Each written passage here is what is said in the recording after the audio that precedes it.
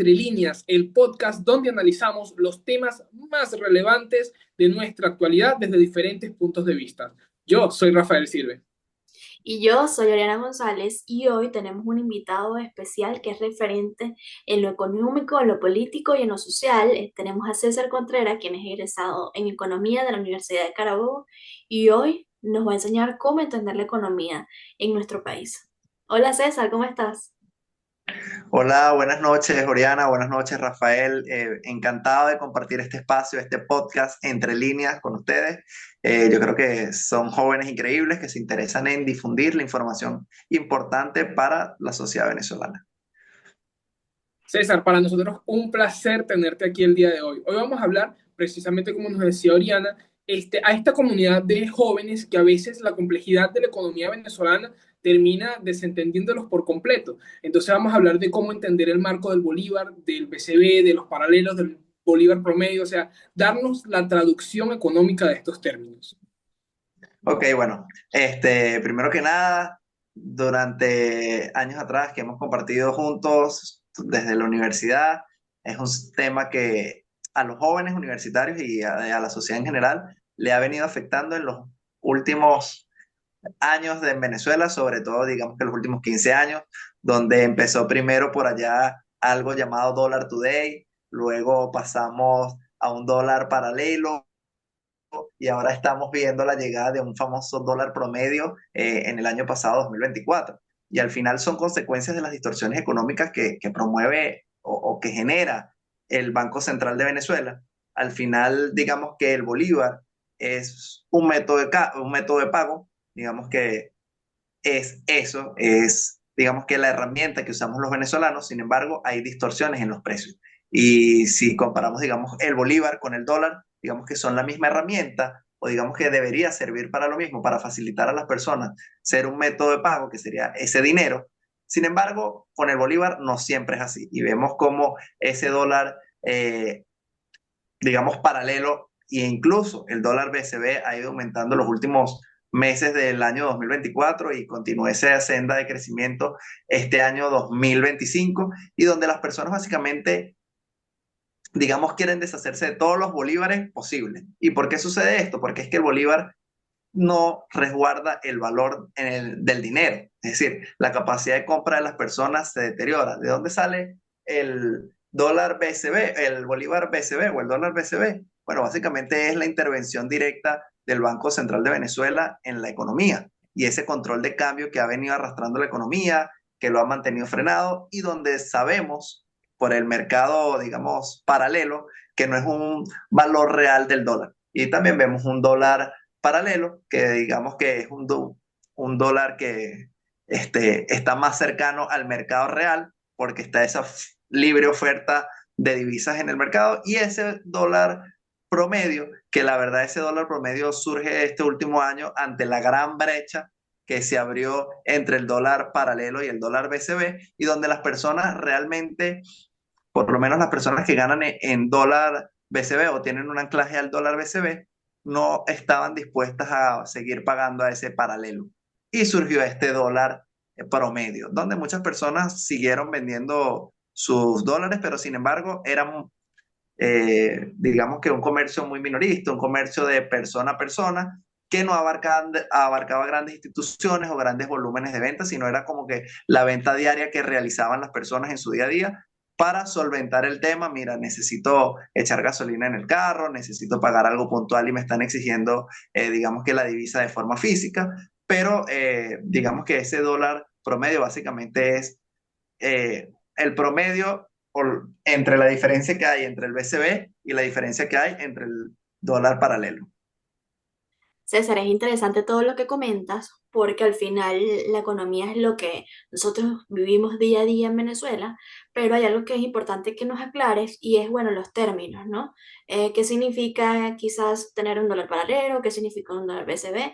Y porque estos términos primero son parte de nuestra economía y cuál es la importancia que tienen en Venezuela. Mira, bueno, el dólar es una reserva de valores, es en realidad la moneda oficial de los Estados Unidos de América y digamos que es la mayor divisa o la divisa con mayor circulación a nivel mundial. Más del 50% de las transacciones en el mundo se realizan con esta divisa y digamos que cuando tú quieres acceder al mercado internacional, tus proveedores, por lo menos en el caso de que la industria petrolera necesite realizar reparaciones, tiene que pagarla en dólares. Si necesitas alquilar o hacer una importación, tus proveedores te van a exigir un pago en dólares. Incluso cuando tú compras un boleto aéreo, por lo menos en Venezuela, también te exigen ese pago en dólares. Incluso si nos vamos en el día a día, las gasolineras que tenemos en Venezuela, la gran cantidad de ellas también te exigen ese pago en dólares porque no hay otro método de pago. Entonces, básicamente el dólar es esa divisa que nos garantiza, digamos, esa reserva de valor eh, y que la promovemos. Ahora, nosotros tenemos el bolívar.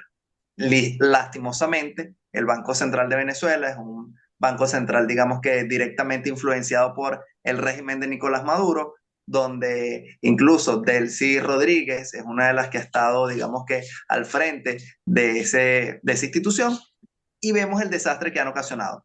Un desastre que han ocasionado, la inflación en Venezuela se ha desbordado en los últimos años, atravesamos un periodo hiperinflacionario desde el 2017 al 2021, hemos salido, sin embargo, tenemos una de las inflaciones más altas del mundo, donde aunque bajamos del 100%, todavía estamos en las inflaciones muy, muy altas y eso al final va a perjudicar la capacidad de compra de las personas y las personas lo que tratan es cuando tienen algún bolívar en su cuenta bancaria intentar respaldarlo y protegerlo. ¿Cómo lo hacen? Bueno, acudiendo al mercado de divisas para comprar cualquier divisa. Es decir, las personas intentan proteger su capacidad de compra acudiendo al mercado de divisas, al mercado de comprar dólares.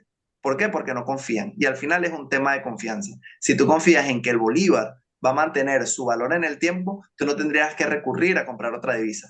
Sin embargo, la experiencia propia, la experiencia del día a día del venezolano, te dice que, bueno, el bolívar pierde valor constantemente en el tiempo.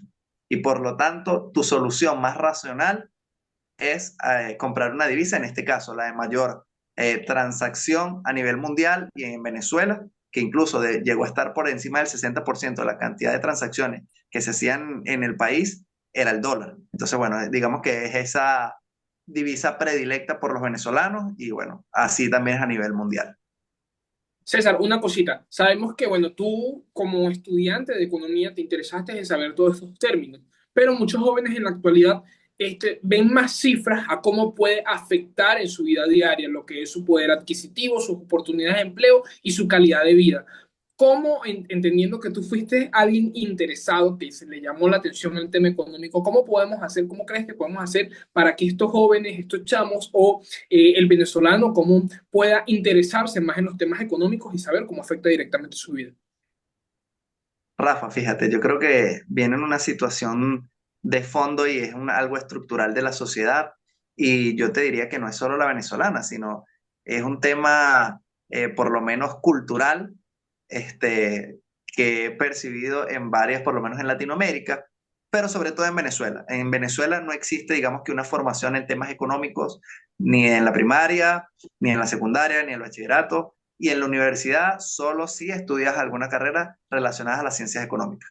De resto, digamos que el conocimiento que tú puedas obtener es un conocimiento de experimentación y de lo que tú puedas notar en el común del día a día. Por lo menos la teoría del valor, que es una teoría que es la que más se maneja en la actualidad, que es la teoría subjetiva del valor, te establece que las personas le dan valor a sus bienes o a sus servicios de acuerdo a la utilidad que ellos le representen.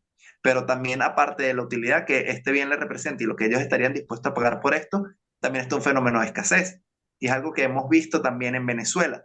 Por lo menos, entre más escaso es un producto, suele aumentar su valor y solo las personas que tengan un mayor poder adquisitivo son los que lo van a poder comprar. Y esto lo vimos desde los periodos de crisis, cuando estaba todavía el difunto expresidente Chávez vivo, que empezaron la escasez de ciertos productos básicos, ese proceso de escasez, ese proceso de revender esos productos, cómo elevaban su valor.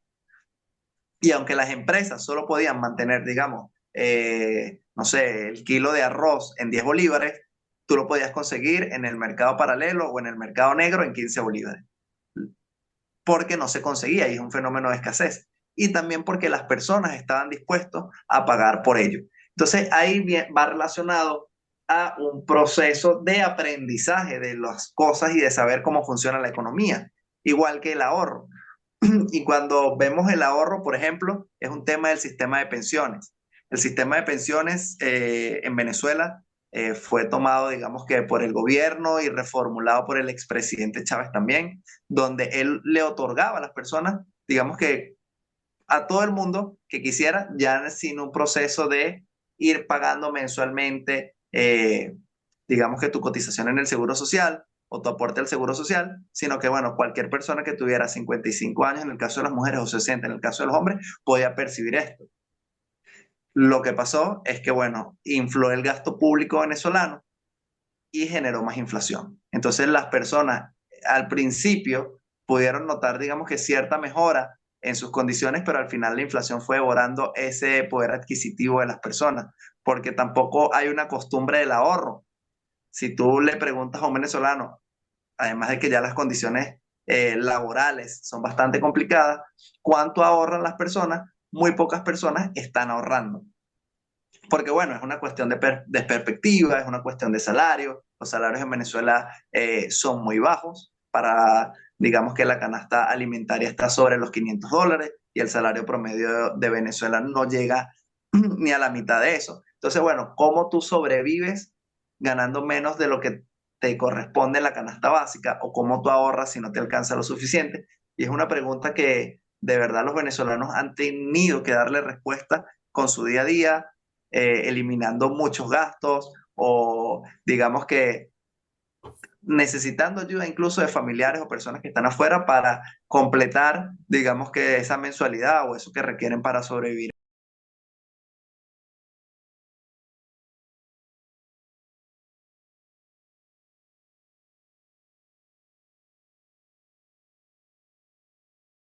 Pero también hay algo que está pasando en Venezuela, es que ya nosotros es muy difícil conseguir un trabajo formal y entonces la gente se pregunta, bueno, ¿cómo gano en BCB, en paralelo?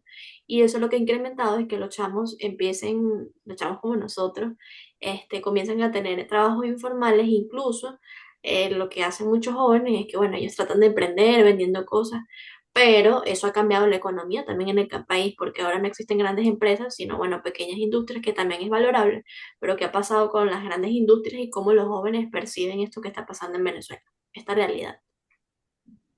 Fíjate algo que estaba pasando o que pasa en este momento, Oriana, en el país, y es sobre el tema de la formalidad o la informalidad laboral que estamos viviendo.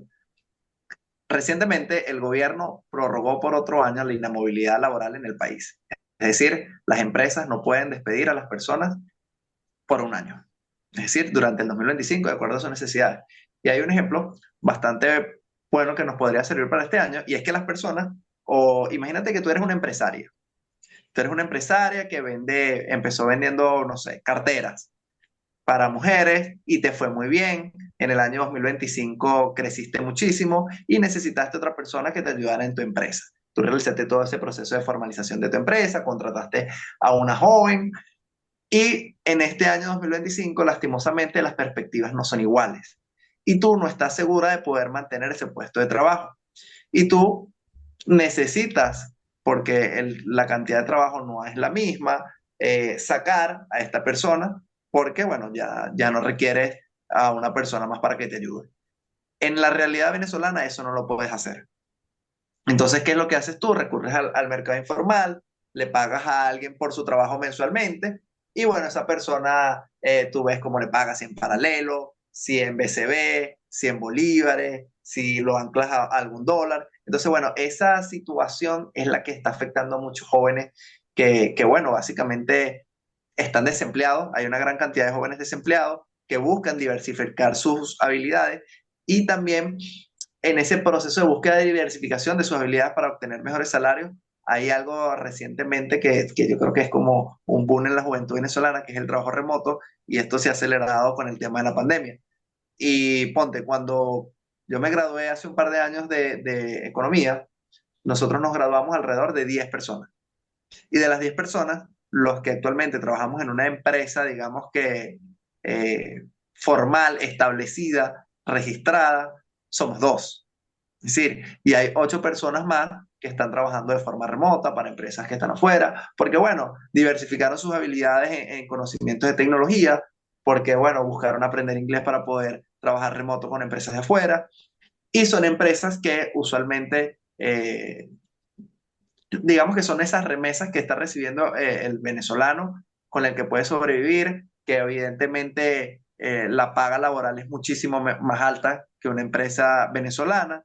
Entonces, bueno, son personas que están buscando la manera de mantenerse en el país, pero trabajando para empresas de afuera, haciendo, digamos que puede ser trabajos de oficina, usualmente son trabajos de oficina, que ellos básicamente desarrollan, hacen investigación, tal, y les permiten a obtener ingresos. Pero son un porcentaje de personas que, bueno, están interesadas, pueden diversificarse, tienen acceso a Internet, tienen luz y tienen la capacidad de aprender. Si no, bueno, lastimosamente caen en el mercado informal, caen en el mercado laboral mal pagado y lastimosamente la ley venezolana te obliga, en este caso, si tú quieres pagar en bolívares, digamos que a una tasa BCB. Entonces, bueno, sí, evidentemente ya pierdes esa oportunidad.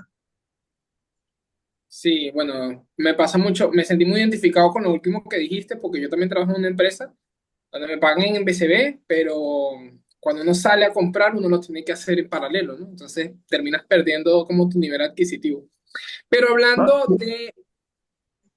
Ajá. Disculpa que te interrumpa, Rafa. Hoy otra cosa importante que sucede en la empresa venezolana y es que, bueno, al tú tener una cantidad de pasivos laborales, como son los pagos de vacaciones, el pago de utilidades, las prestaciones sociales, la empresa suele, digamos que, poner un salario representativo en tu, digamos que, en su planilla legal y el resto de tu salario está anclado a bonos o rendimientos del trabajador que no percuten o no, no repercuten en esos pasivos laborales, porque bueno, son maneras de que ellos tienen, digamos que, cierta manera de mitigar las fluctuaciones que pueda tener el mercado y las necesidades que ellos necesiten de los trabajadores. Bueno, hablando de educación financiera, César, sabemos que países como Estonia, Canadá, como Japón, Polonia, Australia, Nueva Zelanda, tienen un alto índice de educación financiera, lo que se refleja de una u otra forma en altos índices económicos. Entonces, entendiendo esto, ¿crees que debería ser parte fundamental la educación financiera en el currículo educativo venezolano?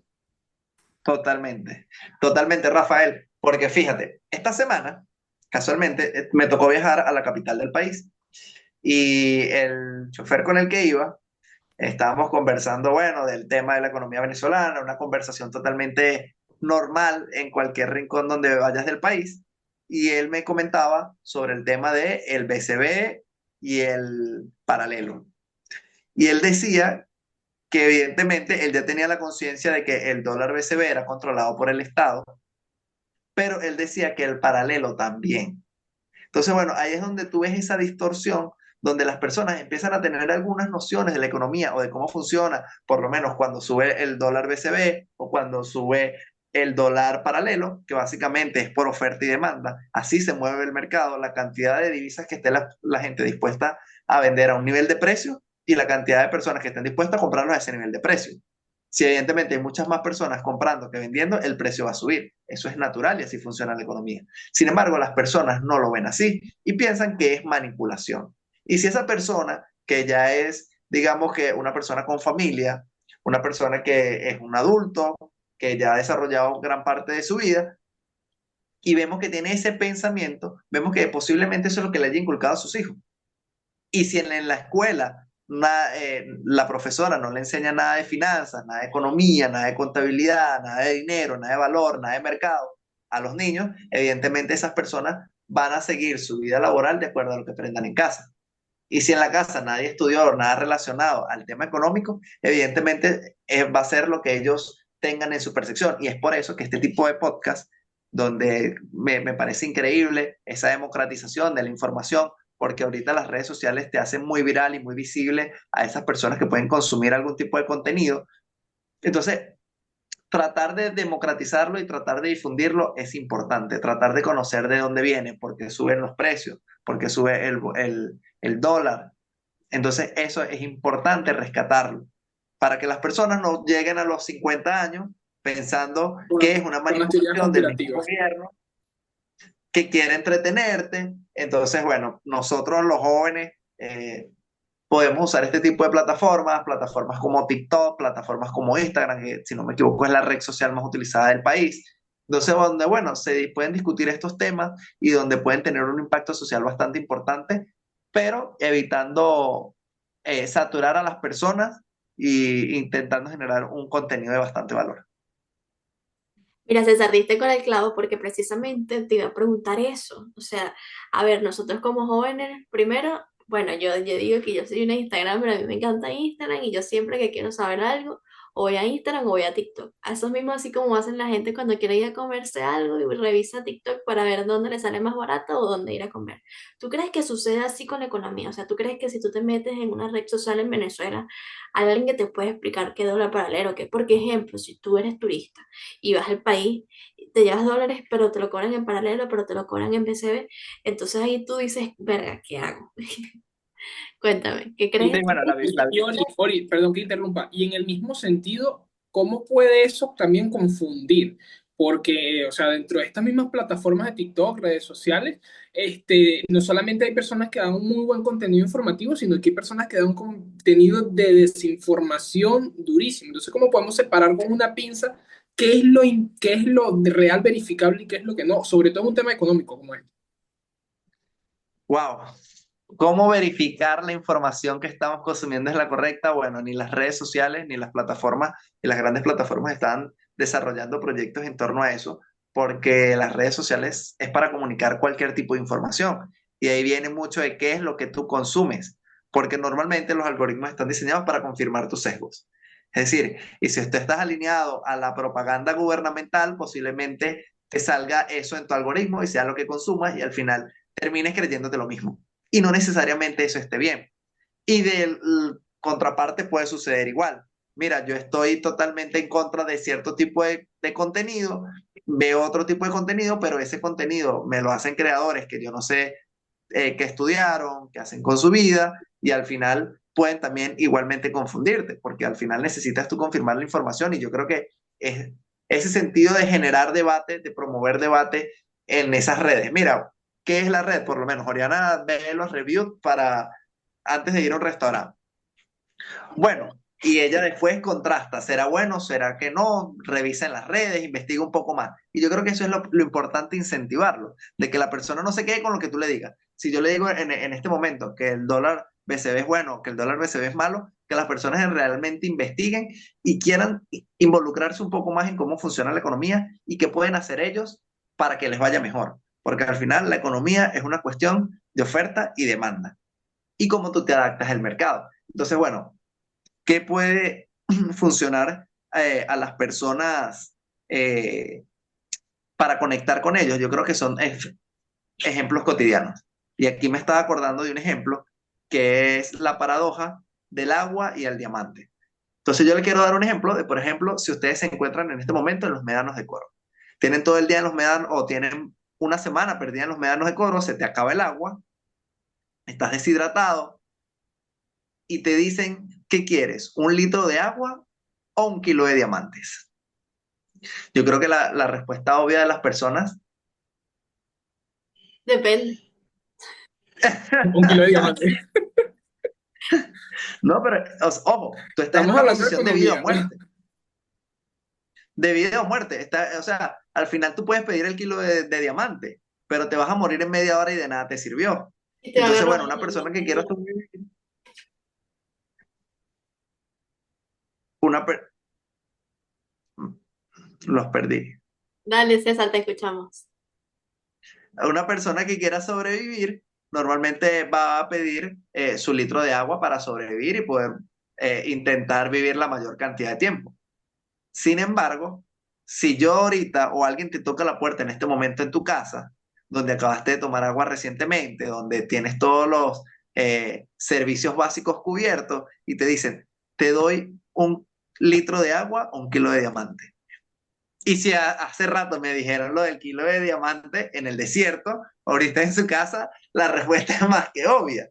Pero ahí es donde vemos el valor de las cosas y es ese tipo de ejemplo. Mira, el litro de agua no te vale igual si tú estás en una planta de agua, en un supermercado, que te puede valer, un ejemplo, $1 y 1 kilo de diamante, $100.000, que cuando estás en el desierto, porque el agua ahí pasa a representar una situación de vida o muerte. Entonces, $100.000 capaz no te signifiquen nada, pero ese litro de agua sí, porque te puede permitir salvar la vida. Entonces, ese tipo de ejemplos cotidianos, ese tipo de promover el debate, ese tipo de buscar qué redes son las que frecuentan y dejarle como esos tics, mira, investiga sobre esto o aprende más sobre esto o revisa si es verdad lo que te estoy diciendo, yo creo que es lo que puede generar que las personas se interesen aún más. César, y ya para finalizar este podcast que ha estado muy bueno, me ha encantado, ¿cuál crees tú que es el mayor desafío que enfrentan los jóvenes actualmente en el día en relación con la economía de su país? Y tú, como un economista, como un joven que se graduó en la Universidad de Carabobo en esta área, ¿qué consejos les darías a ellos para enfrentarlos? Que suenen los redoblantes, vamos a ver qué dice. Bueno, fíjate, eh, a los jóvenes que están en la calle gastando todo su dinero, hay una regla súper importante que leí en, en un libro, que es la regla del 70-30. Siempre trata de vivir tu vida con el 70% de lo que tú ganes y ahorrar el 30% de eso que ganas. ¿Por qué? Porque bueno, y te doy un ejemplo de, si tú ahorraras $150 al mes durante 30 años, y lo vayas invirtiendo mensualmente esos $150, al cabo de 30 años, por ejemplo, empezaste a los 20 años, ya a los 50 años tú tendrías más de $350.000 ahorrados si lo vas invirtiendo. Un ejemplo, en la bolsa, en cualquier acción, el promedio de crecimiento de la, de la bolsa de valores de Estados Unidos es alrededor del 10% anual. Si tú lo inviertes en un fondo que diga, mira, bueno, lo que crezca la bolsa, yo eso es lo que voy a ganar. Los rendimientos al cabo de 30 años vas a tener alrededor de $350.000, que tú dices, wow, es increíble. Solo invirtiendo $150 mensual. Y al final, ya cuando tú tengas esa cantidad de dinero, tengas 50 años, vas a poder vivir de los rendimientos de tus ahorros. Es decir, sin necesidad de tener un gobierno que te dé dinero mensualmente. Simplemente con lo que tú viviste, pudiste ahorrar, pudiste invertir, pudiste conocer y bueno, ahora puedes disfrutar los 50 años de vida que te restan sin necesidad de trabajar o bueno, o trabajando en lo que a ti te guste o haciendo otras cosas. Entonces, eso es sumamente importante, el valor del ahorro, el valor del conocimiento financiero, de saber cuánto puedo gastar y cuánto no puedo gastar. Y esas personas que dicen, wow, es que yo intento ahorrar y no puedo. Bueno, descárguense una aplicación de control de gasto. Tú vas a la aplicación de tu teléfono, control de gasto, cuánto gano y cuánto estoy gastando y haces ahí tu desglose uno a uno. Mira, yo gasto tanto en comida, yo gasto tanto en pasaje, yo gasto tanto en esto, y ves que puedes reducir. Warren Buffett, uno de los inversores más famosos en la historia, siempre dice que debes preguntarte antes de hacer una compra, ¿qué pasa si yo no lo hago? Y cuando tú te preguntes eso y la respuesta sea nada, no lo deberías comprar. Es decir, si tú quieres un vestido como el que tienes, Oriana, un ejemplo en color rojo, porque te gusta un vestido de color rojo, y tú dices, bueno, ¿qué pasa si no lo compro? Nada. La verdad es que no va a pasar nada. Vas a dejar de tener un vestido menos, pero ya tienes otro. Entonces, esos son el tipo de cosas que tú puedes empezar a descartar y decir, bueno, saco para empezar a ahorrar el vestido que me compro al mes, un ejemplo. Entonces son ese tipo de cosas que si uno le echa un ojo, le mete lupa y usa las herramientas que están en internet, que están en las aplicaciones, lo puedes lograr fácilmente. Mira, César, yo voy a tomar en consideración todas ¿cómo se dice? Se me fue la palabra, tus recomendaciones, Consejo, porque, a sí. ver, yo soy una persona que lo que quiero me lo gasto. Si me quiero comprar un helado, me compro mi helado. Claro, cuando yo veo en cero mi cuenta, ahí es donde yo Ya, digo, no me puedo evidentemente, dar espacio. no puedes comprar más nada. Ah, Entonces, no puedes comprar más nada. Y ojo, es un tema de que capaz en Venezuela el tema del crédito no exista para esas personas que están en cero. Un ejemplo, como yo. si yo estoy en cero y necesito comprar algo, si yo no tengo ni un bolívar en mi cuenta y necesito comprar algo, ningún banco me va a dar dinero, porque el tema del crédito en Venezuela está muy restringido. Pero si nos vamos a otro país, un ejemplo, Estados Unidos o un ejemplo, Europa, tú puedes tener tarjetas de crédito, tú puedes pedir un avance en efectivo, tú puedes solicitar microcréditos. ¿Para qué? Para incentivar el consumo en las personas. Es decir, ellos quieren que tú gastes más, pero a cambio, evidentemente, te van a cobrar más. Eso es natural, pero así funciona la economía. Y si en Venezuela este 2025 la situación con el crédito llegara a cambiar y ahora todo el mundo pudiera tener acceso a crédito, ojo, cachea no es crédito, son diferimientos de pago porque no te cobran intereses, pero si tú pudieras tener acceso a créditos constantemente en Venezuela este año y las personas no tuvieran conocimiento financiero de que le está costando más, de que solo lo ven porque, bueno, no tengo dinero y quiero seguir comprando cosas, entonces ahí es donde está el problema y donde al final son personas que van a quebrar, que no van a terminar pagando sus créditos, que les va a repercutir en su salud financiera y que al final cuando lo necesiten o cuando quieran hacer un proyecto de inversión o cuando quieran pedir un crédito al banco para montar su negocio, el banco les va a decir que no, porque ya si no pagaste una tarjeta de crédito o no pagaste el producto que te compraste, el vestido rojo que te compraste, menos te va a dar un crédito para que te compres una casa o para que montes un negocio. Y así es como vivimos endeudados. Mira, César, ya quiero darte las gracias porque nos explicaste todo paso por paso, línea por línea. Nos diste consejos, nos hiciste reflexiones de vida, nos hablaste de autores de una, una explicación completa. Yo quiero darte las gracias, bueno, porque no todos los jóvenes en el país entienden la economía. Es más, hay jóvenes que tienen $20 y dicen que eso les va a alcanzar por una semana y resulta que eso se te va en unas horas. Entonces, es importante que entendamos este tema porque al final eso es lo que nosotros nos corresponde, nosotros como jóvenes y tú haber estudiado esta carrera, explicar de dónde nace y dónde surge cada cosa de lo que es el económico en el país. Rafa.